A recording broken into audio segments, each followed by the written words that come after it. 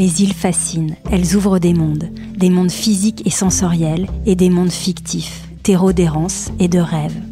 Pour cette 3e édition de Murmure, en collaboration avec le photographe Bernard Pess, nous sommes partis à la rencontre de Porquerolles, de Port-Crozien et de Levantin pour vous proposer une série sur l'insularité et l'île intérieure. Comme des archipels sonores qui explorent ce territoire à la frontière du réel et de l'imaginaire, du visible et de l'invisible, ces zones troubles et intermédiaires dans lesquelles les îles nous projettent. Dans cette série, en partenariat avec la Fondation Carmignac et le Parc national de Port-Cros, vous allez entendre les paroles d'insulaires, d'artistes, d'auteurs qui vous murmurent à l'oreille leur île intérieure. Certains d'entre eux sont à découvrir jusqu'à début novembre à la Fondation Carmignac et dans les jardins ou au détour d'un chemin sur l'île de Porquerolles, sous forme de portraits sonores.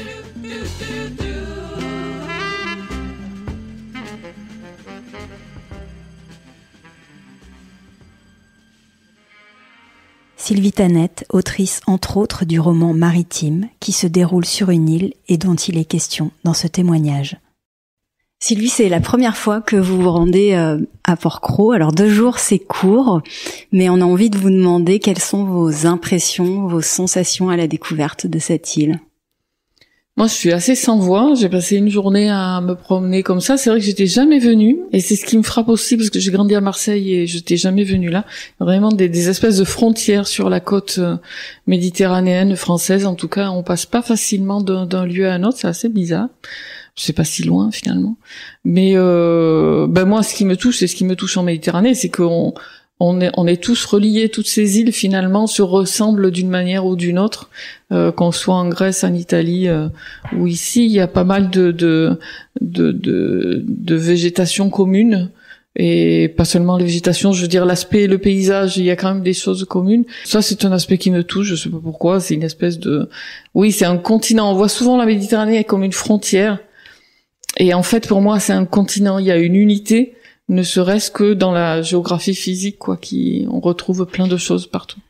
Vous allez repartir certainement avec des images. J'ai un peu envie de vous demander s'il y avait une image, une odeur, un son que vous retiendriez de cette île. Quelle serait-elle? L'image, sûrement, c'est ce matin, je suis allée à la plage du Sud me baigner à 7h30.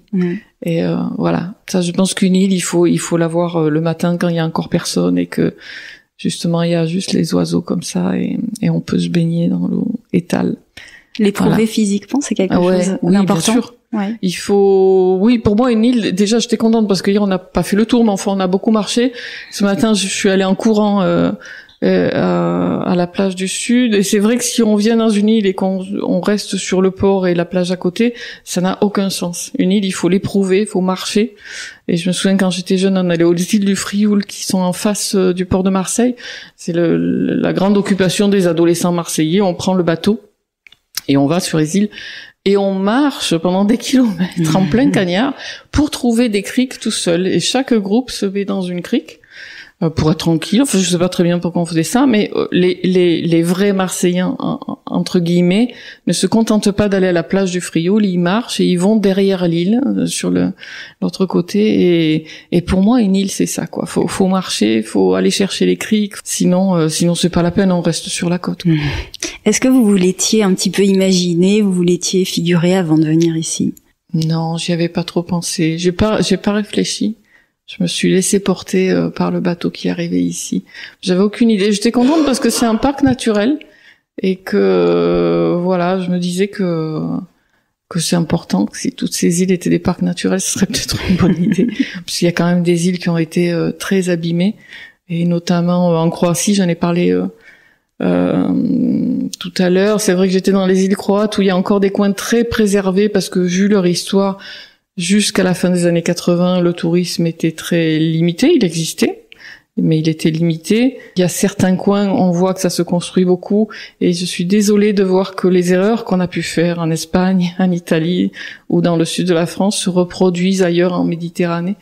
Est-ce qu'il y a quelque chose qui vous a surprise ou marqué sur cette île, peut-être un peu singulier par rapport aux autres îles? L'histoire, non, ce qui est singulier ici, c'est toute cette histoire des écrivains de la NRF qui viennent ici, et on a l'impression qu'ils sont toujours là. Il y a quelque chose qui me touche dans cette île, et qui est quelque chose de littéraire, de savoir que Marcel Arlan s'est perdu dans les sentiers. Enfin, voilà. Ça, c'est spécial parce que c'est pas partout, c'est pas toutes les îles. Et donc, cette île, elle a cette particularité-là.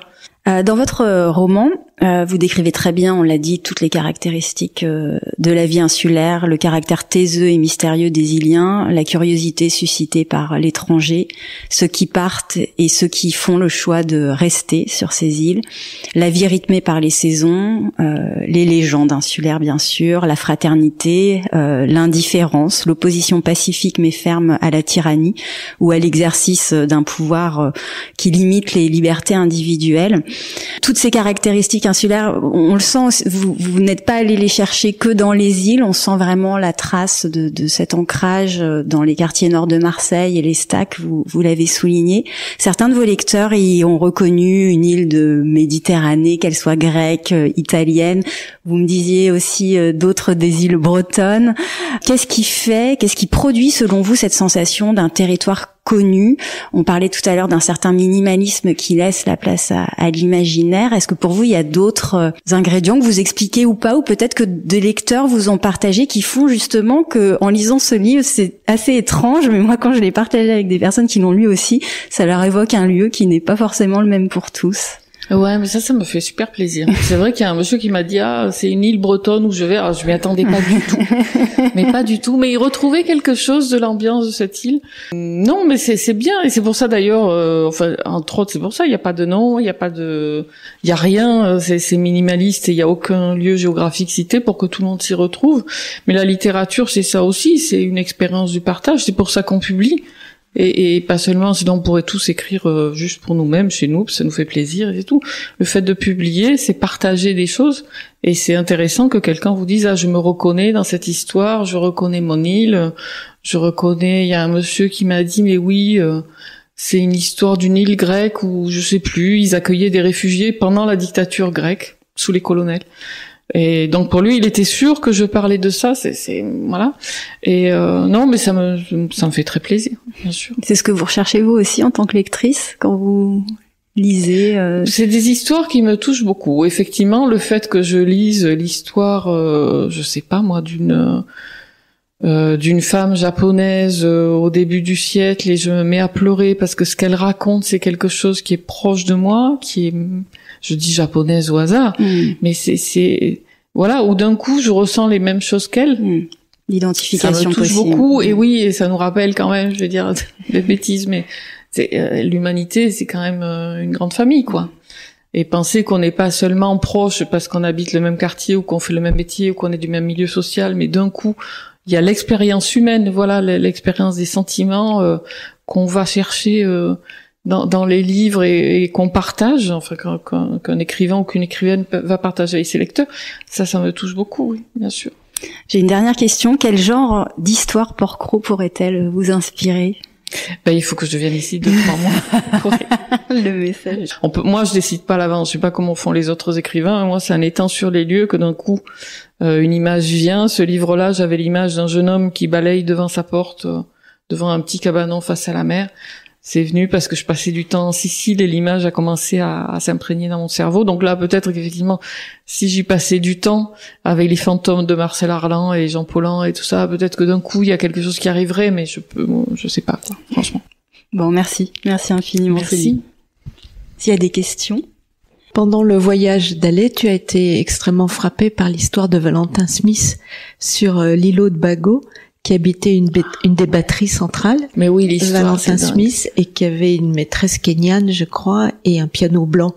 Des arguments d'un futur roman, certes, peut-être des arguments un peu bateaux, mais il y a des tas d'histoires à Port-Cros, sur l'île du Levant, et certainement à Porquerolles, sur l'île aux Bagot, qui, isolés les uns par rapport aux autres, sont l'amorce d'un récit romanesque, peut-être un peu trop romanesque d'ailleurs. Enfin, il faut se méfier ici du trop romanesque.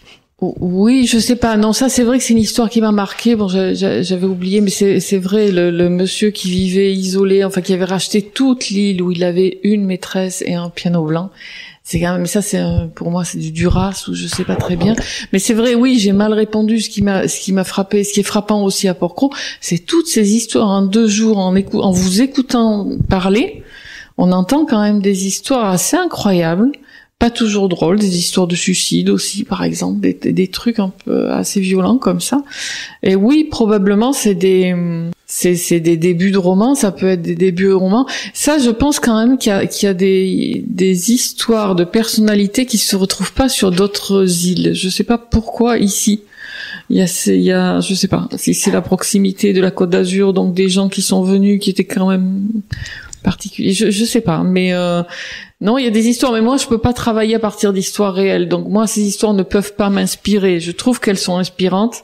Ça ferait un film, il faudrait peut-être faire des reconstitutions. Je vois bien des films, par exemple, comme ça. Mais moi, je m'inspire jamais d'une histoire réelle, donc ça peut pas, voilà. Mais sur ces territoires insulaires, on croise des personnages en soi, en fait. Oui. Plus facilement que peut-être dans l'anonymat des villes. Les gens ici incarnent des personnages. Ici particulièrement, je suis frappée quand même par le nombre de personnes un peu haute couleur, comme on dit, que j'ai pu croiser ou dont j'ai entendu parler, notamment Madame Henry, si je me trompe pas, voilà, où chaque fois qu'on m'en parle, c'est toujours des trucs absolument incroyables. Mais le simple fait que des écrivains se soient retrouvés ici, pour moi, c'est quand même une particularité, c'est très étrange au fond. Merci beaucoup Sylvie. Merci à vous.